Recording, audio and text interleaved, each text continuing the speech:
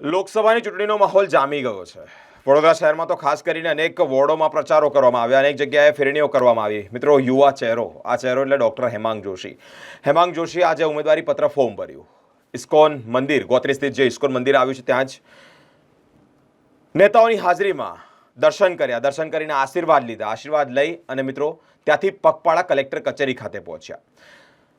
જે દરમિયાન કલેક્ટર કચેરી પહોંચ્યા તે જ અનેક વિસ્તારોમાં તેઓનું ફૂલહારથી સ્વાગત પણ કરવામાં આવ્યું। અનેક લોકોનો સારો એવો બહોળો પ્રતિસાદ પણ મળ્યો। મિત્રો, ડૉક્ટર હેમાંગ જોશી જંગી બહુમતીથી જીતે તેવા આશીર્વાદ પણ આપવામાં આવ્યા। મિત્રો, ડૉક્ટર હેમાંગ જોશી ગોત્રી મંદિરે દર્શન કર્યા, દર્શન કરીને ત્યાંથી કલેક્ટર કચેરી પહોંચ્યા અને ઉમેદવારી પત્ર ફોર્મ ભર્યું છે। સાથે જ ભારતીય જનતા પાર્ટીના વડોદરા શહેર પ્રમુખ વિજયભાઈ શાહ, સાંસદ રંજનબેન ભટ્ટ, રાવપુરા વિધાનસભાના ધારાસભ્ય, ગુજરાત વિધાનસભાના મુખ્ય દંડક બાળકૃષ્ણ શુક્લા, અનેક ધારાસભ્યો ઉપસ્થિત હતા અને સાથે ભારતીય જનતા પાર્ટીના અનેક કાર્યકર્તાઓ વચ્ચે એક રેલી સ્વરૂપમાં પગપાળા ચાલ્યા। ગોત્રી ઇસ્કોન મંદિરથી ચાલી અને કલેક્ટર કચેરી પહોંચ્યા અને સારી રીતે એટલે કે ખૂબ સારા એવા માહોલમાં ભારતીય જનતા પાર્ટીનો જે ત્યારે માહોલ જામ્યો છે તેવા જ માહોલની વચ્ચે તેઓએ ઉમેદવારી પત્ર જે ફોર્મ છે તે ભર્યું છે।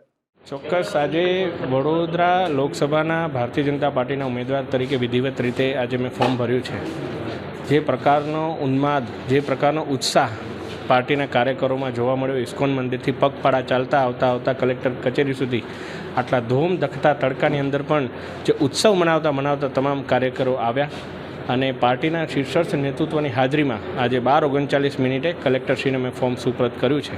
ફરી એકવાર હું આપ સૌના માધ્યમથી કેન્દ્રીય પાર્લામેન્ટરી બોર્ડ, માનનીય વડાપ્રધાન શ્રી નરેન્દ્રભાઈ મોદીજી, અમિતભાઈ શાહજી, જેપી નડ્ડાજી, આપણા મુખ્યમંત્રી શ્રીમાન ભૂપેન્દ્ર પટેલજી, આપણા CR પાટીલ સાહેબ, રત્નાકરજી અને તમામ લોકોનો હું ખૂબ ખૂબ આભાર માનું છું અને ફરી એકવાર વડોદરાની જનતાનો પણ હું આભાર માનું છું કે જે પ્રકારે આટલા દિવસથી આપ મને જે સન્માન સત્કાર આપી રહ્યા છો, આવનારા 20 દિવસોમાં પણ એટલો જ પ્રેમ અને ઉષ્મા મારા ઉપર રાખજો અને મને એવી શક્તિ આપજો કે વડોદરાની સેવા હું અવિરત કરી શકું।